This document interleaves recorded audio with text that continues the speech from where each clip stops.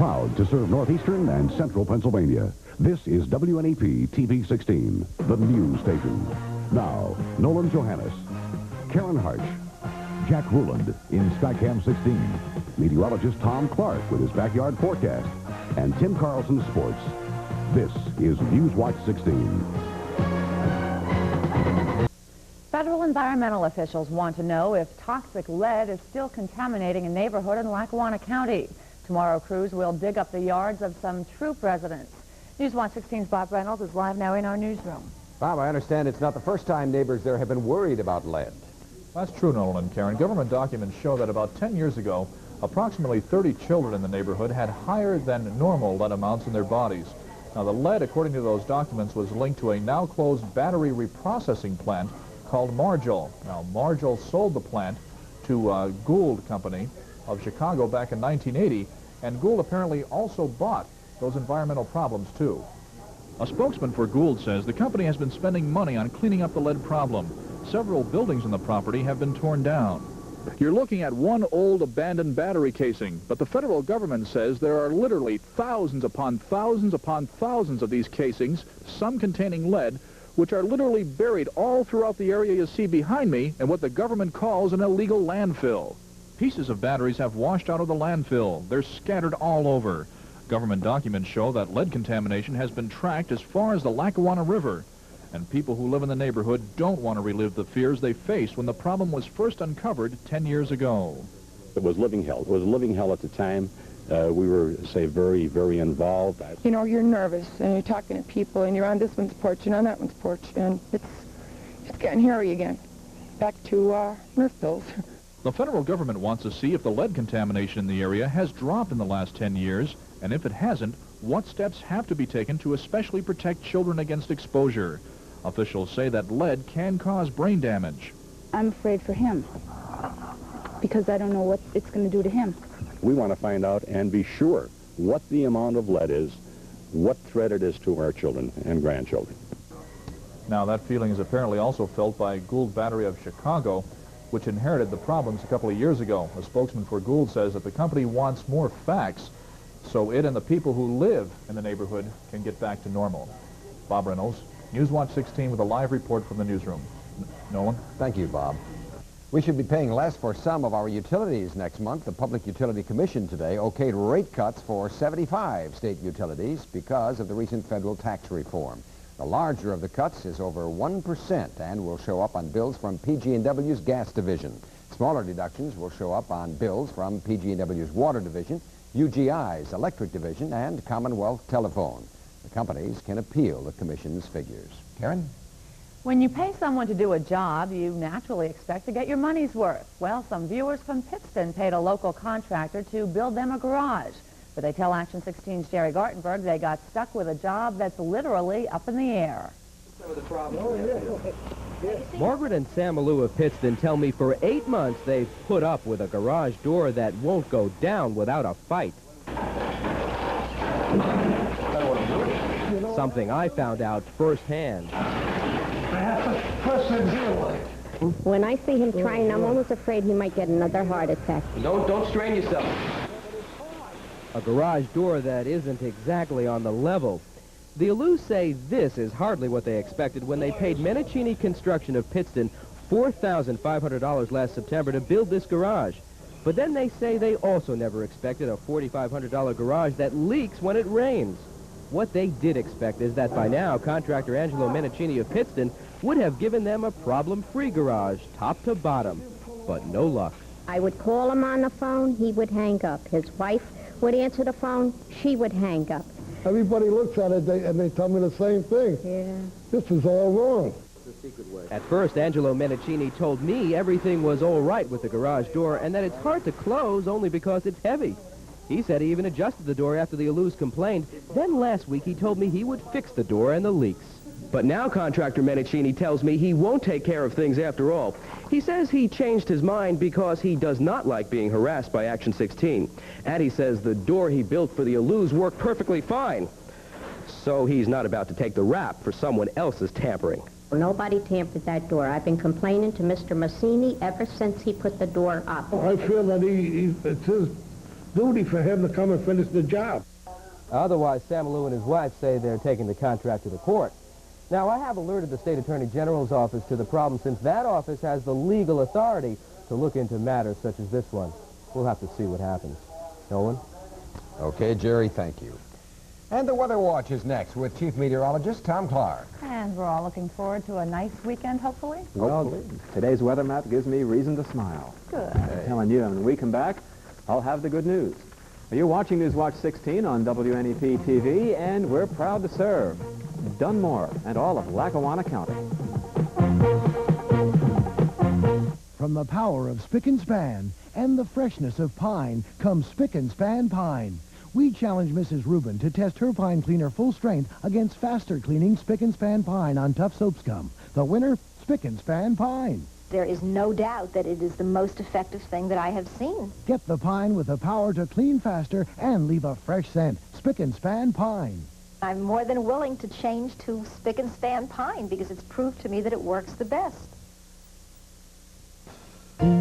How do you top a Wendy's old-fashioned fresh-pattied hamburger? Try sizzling bacon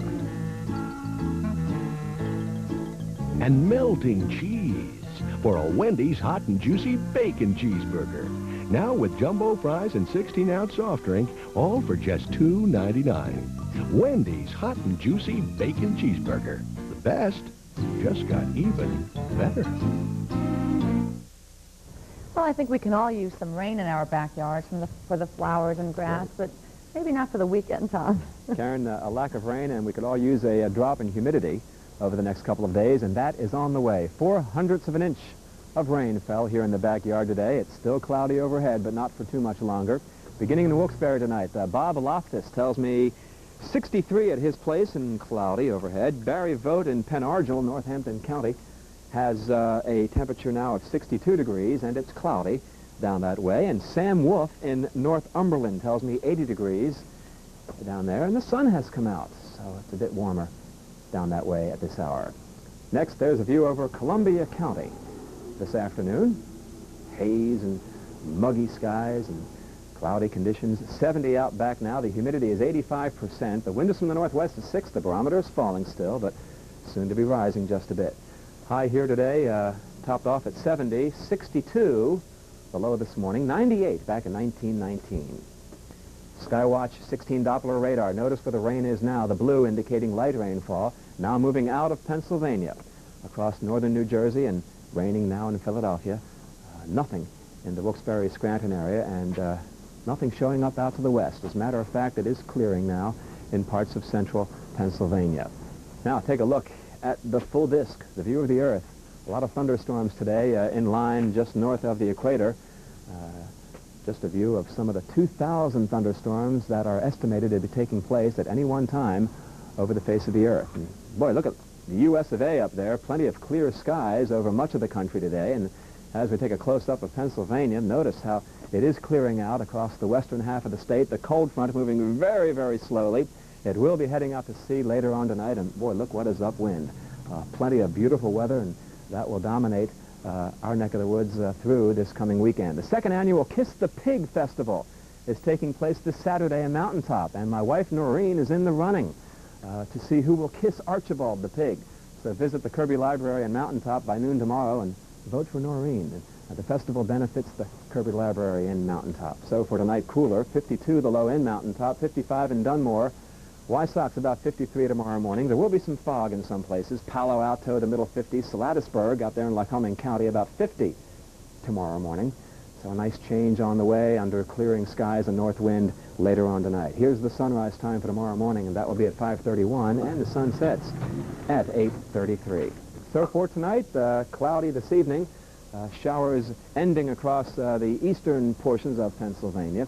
And some fog here and there later on, 54. 72 tomorrow, a beautiful day, a pleasant drop in the humidity, finally back by popular demand. And then a clear moonlit night tomorrow night. Saturday looks very nice, sunny to partly cloudy, 72. And a few clouds on Sunday, but not a bad day. And can't wait. I'm ready.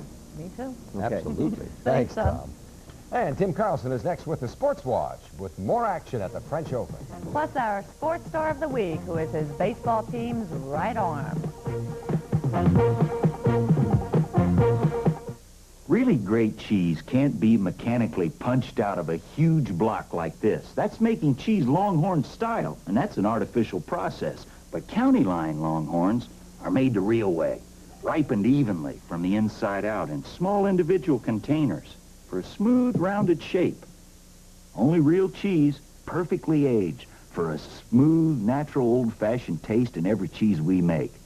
County Line. Only real cheese.